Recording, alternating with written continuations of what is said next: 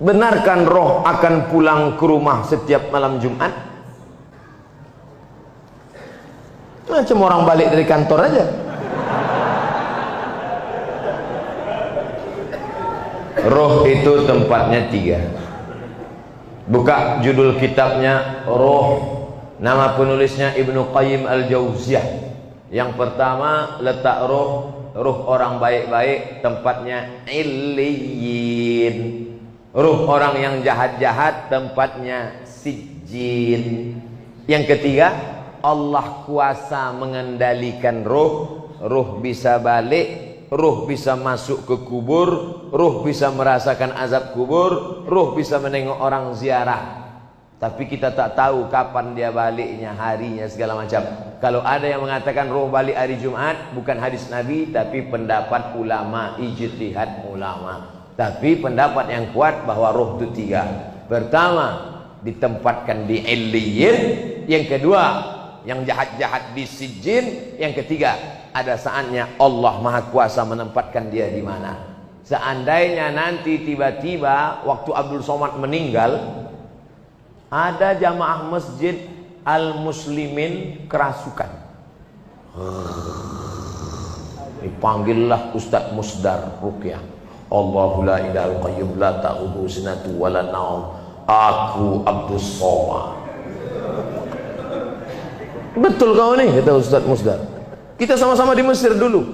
Betul, jangan tanya lagi. Kalau memang betul, pernah ceramah dulu di Masjid Al-Muslimin? Pernah. Hari apa tuh? Hari Senin malam Selasa tanggal 26 malam 27. Dia, maka itu bukan ruh Abdul Somad, tapi jin qarin. Karena setiap kita yang lahir ini ada jin pendamping yang ikut waktu kita lahir. Jin saya ikut nih, maka ketika saya mati dia tak mati, dia hidup. Dia tahu kemana jadwal-jadwal saya, bisa ditirunya suara saya. Kalau memang betul kau Ustaz Somad, coba ceramah. Assalamualaikum. Dia nih, bukan. Itu bukan roh, karena roh tak bisa dipanggil. Kalau bisalah roh dipanggil, maka bisalah dipanggil roh Nabi Muhammad SAW untuk ditanya mana hadis sahih, mana hadis dhaif, mana hadis palsu. Oleh sebab itu maka jangan mudah dengan nanti datang penipu-penipu yang mengaku bisa memanggil roh si fulan, emang jelangkung. Jelangkung jelangsik, datang tak diuntang, balik tak dijemput, keranjang arang. Yang ketawa berarti udah tua. Anak-anak sekarang mana dia tahu? Dulu zaman-zaman porkas. Tahu juga Ustadz dulu. Enggak, saya tak pernah manggil. Pak Ustadz yang kami cintai, so sweet. Saya punya teman seorang peruqyah. Peruqyah itu artinya Ustadz yang bisa ruqyah. Jangan kedukun. Kalau ini diganggu jin, diganggu setan, jangan kedukun, tapi pergi ke Ustadz ruqyah. Kalau untuk Medan Sumatera Utara namanya Ustadz Musdar Bustaman LC, penulis buku ensiklopedia ruqyah. Cari di internet, Musdar Bustaman LC. Kakak kelas saya waktu di Mesir dulu, jenggotnya segini. Belum dibacanya ayat kursi, baru nengok jenggotnya, sehat orang.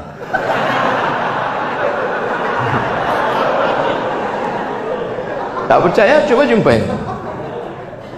Tapi saya menengok dia jarang sholat, berarti dukun. Apalagi sholat berjamaah. Apakah setiap bacaan yang dibacanya mendapat keberkahan Pak Ustadz? Maka casingnya ruqyah, tapi isinya berkawan dengan jin. Idza ra'aitar rajul, ini kata ulama tasawuf.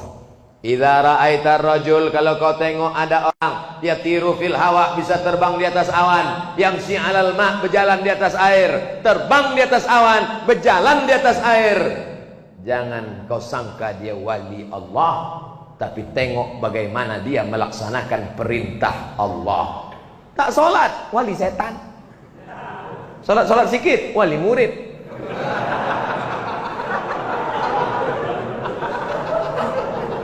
Jangan terpukau karena aneh-anehnya bisa dihilangkannya Pak Ustadz. Hebat dia Pak Ustadz. Datang kami ke tempat dia waktu STNK BPKB kami hilang.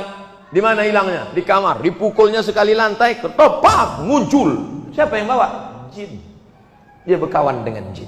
Oleh sebab itu maka tengoklah istiqomahnya dalam ibadah. Itu standar dalam Islam. Saya ingin tanya Pak Ustaz, dana infak di masjid boleh tak kita pakai untuk menyantuni anak yatim? Dana infak masjid diserahkan untuk santunan anak yatim. Dibuat di situ infak masjid. Orang yang memberi infak ke masjid itu niatnya adalah untuk operasional masjid. Semua yang terkait dengan masjid dialihkan kepada bukan lokasi alokasinya, maka itu temuan BPK. Tapi sedekah umum dibuat di situ, kotak sedekah. Tak ada dibuatnya sedekah masjid, umum saja. Dialihkan ke fakir miskin bisa, karena posisi masjid di situ adalah sebagai mediator, sebagai pengumpul dia. Yang tak boleh itu duit anak yatim untuk masjid. Nah, itu tak boleh. Alladzina ya'kuluna amwalal yatama, orang yang memakan harta anak yatim, innama ya'kuluna fi butunihim nara, mereka makan api neraka. Tak boleh. Adapun duit sedekah umum dibagikan ke anak yatim boleh. Duit anak yatim dibagikan ke masjid tak boleh. Jadi pahami dengan baik. Dua, menyantuni fakir miskin Pak Ustaz, sedekah. Makanya untuk keluar dari ikhtilaf ini, makanya kadang kalau kita sholat Jumat kotak itu sampai 3. Kotak 1 untuk masjid, kotak 2 anak yatim, kotak 3 fakir miskin, kotak 4 MDA, kotak 5 DLL. Macam pawai ta'aruf. Pakai remote pula tuh. Kenapa banyak betul kotak? Supaya orang memasukkan duit sesuai dengan niatnya masing-masing. Ada yang mau ngasih masjid, kasih masjid. Ada yang ngasih anak yatim, kasih anak yatim. Ada yang ngasih MDA, kasih MDA. Pengurus takut salah alokasi dana, nanti dituntut orang di akhirat. Udahlah amal tak banyak, menyelesaikan itu pula lagi. Ustaz, sebenarnya berapa kali Nabi Muhammad haji dan umrah? Pindah dari kota Makkah ke kota Madinah Al-Munawwarah. Tahun 1 tak ada, tahun 2 tak ada, tahun 3 tak ada, tahun 4 tak ada, tahun 5 tak ada, tahun 6 mimpi sahabat. Pas paginya, ya Rasulullah, ya malam tadi aku mimpi. Apa mimpimu? Malam tadi aku mimpi kita melihat Nabi bercerita, sahabat pun meyakini. Malam tadi aku mimpi melihat kita tawaf, sa'i dan tahallul. Berarti itu wahyu dari Allah Subhanahu wa taala. Maka kalau begitu mari kita ke Makkah. Mereka pun ramai-ramai menuju Makkah untuk melaksanakan umrah. Tapi sampai di Hudaybiyah. Hudaybiyah ini 22 km sebelum masuk Makkah, dihadang oleh kafir Quraisy, tak jadi masuk. Maka disebut umrah itu umrah tak terlaksana, diqadha tahun ke-7. Maka Nabi umrah 4 kali. Tahun ke-6, tahun ke-7, tahun ke-8 pembebasan kota Makkah, tahun ke-10 saat melaksanakan haji wada. Umrah 4 kali, haji 1 kali. Nah, jadi Bapak Ibu yang mau melaksanakan umrah tahun 2020, kita berangkat bulan Januari, umrah akbar bersama Ustaz Somad, bersama Travel Grand Safa Naudi. Kok ke situ pula perginya Pak Ustaz? Entah, itu yang ditanyanya tadi. Saya umrah setahun sekali aja, tak pernah pergi tiap bulan lah. Sekali, bulan Januari saja. Kenapa Ustaz pilih bulan Januari? Dingin, saya tak tahan panas. Panas menggelutar jantung. Haji Pak Ustaz, haji Nabi sekali aja. Bapak Ibu yang sudah haji jangan pergi haji lagi. Berapa biaya pergi haji? ONH plus 100 juta. Bagus buatkan kelas untuk anak yatim. Assalamualaikum. Waalaikumsalam. Ini kenapa anak yatim banyak betul di panti ini? Tak ada kelas Pak Haji. Berapa biaya buat kelas 1? 100 juta. Buatkan. Duitnya Pak Haji, nanti kita cari. Kasihlah duit itu. Satu kelas 100 juta. Itulah yang akan menolong di hadapan Allah SWT. Bolak balik pergi ke Makkah, haji tiap-tiap tahun. Ini tolong anak fakir miskin celananya koyak tak bisa membayar uang sekolah, maka haji sekali saja, sisanya gunakan untuk menolong orang-orang susah. Setuju? Tak setuju pun tak apa-apa. Tapi tengok aja lah. Ustaz, kenapa bulan Islam itu diawali dengan bulan Muharram? Padahal Nabi kan hijrahnya di bulan Safar. Wah, menjebak ini ah. Nabi hijrah dulu kan bulan Safar Pak Ustaz. Ya. Kenapa tiba-tiba kalendernya dimulai bulan Muharram? Berkualitas pertanyaan jamaah Masjid Al-Muslimin. Hebat. Allahu Akbar.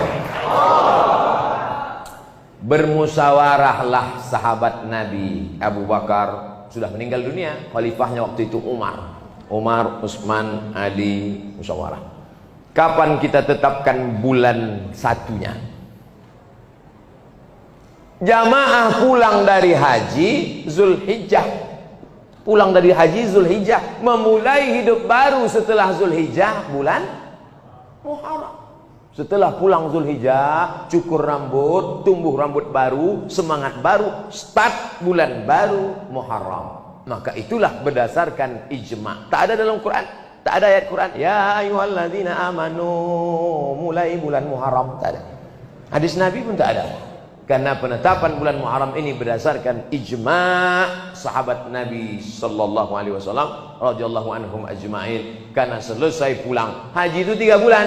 Berangkat bulan Syawal, di Makkah bulan Zulqa'dah masuk Zulhijjah, habis wukuf di padang Arafah, mabit di Muzdalifah, Mina 3 hari, habis itu pulang ke kampung halaman, start bulan pertama Muharram. Maka ditetapkanlah penetapan awal kalender Islam 1 Muharram pada masa pemerintahan Umar bin Khattab.